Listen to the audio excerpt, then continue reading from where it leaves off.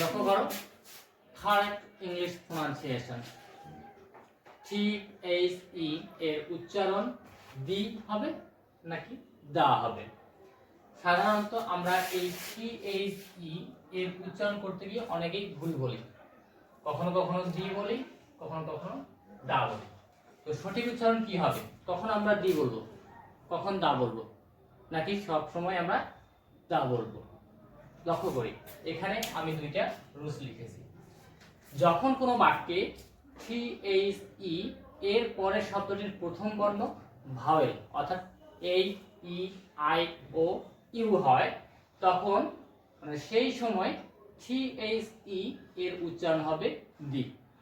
আমি আবার রিপিট করছি, যখন কোনো বাক্যে THE এর পরের শব্দটির প্রথম বর্ণ ভাওয়েল হয়, কি হয়? ভাওয়েল হয়, সেই সময় THE এর উচ্চারণ হবে the. Example, the orange, the apple, the answer, the earth, এগুলোর পরে অর্থাৎ এখানে প্রত্যেকটা উদাহরণে লক্ষ্য করা যাচ্ছে এখানে THE এর পরের শব্দটির প্রথম বর্ণ ও ভাওয়েল। এই অ্যাপল, অ্যাপলের প্রথম বর্ণ এই, অ্যান্সার এর প্রথম বর্ণ এই, এবং আর্থ এর প্রথম বর্ণ ই, যা ভাওয়েল। এই জন্য আমরা উচ্চারণ করেছি দি। এর পরের রুলসটি খেয়াল করো, এখানে কি দেয়া আছে? এখানে দেয়া আছে যখন কোনো বাক্যে THE এর পরের শব্দটির প্রথম বর্ণ কনসোনেন্ট হয়, সেই সময় THE এর উচ্চারণ হবে দা।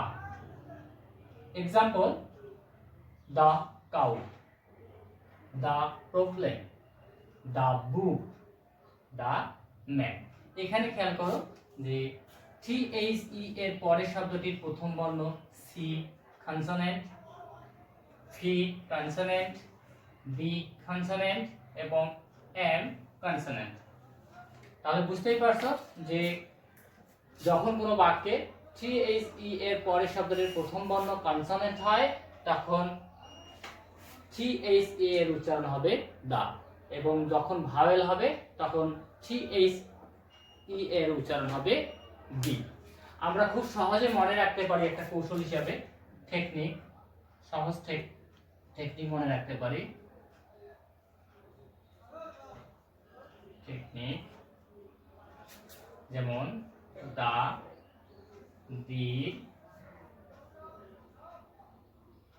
C, V, the, the, C, V.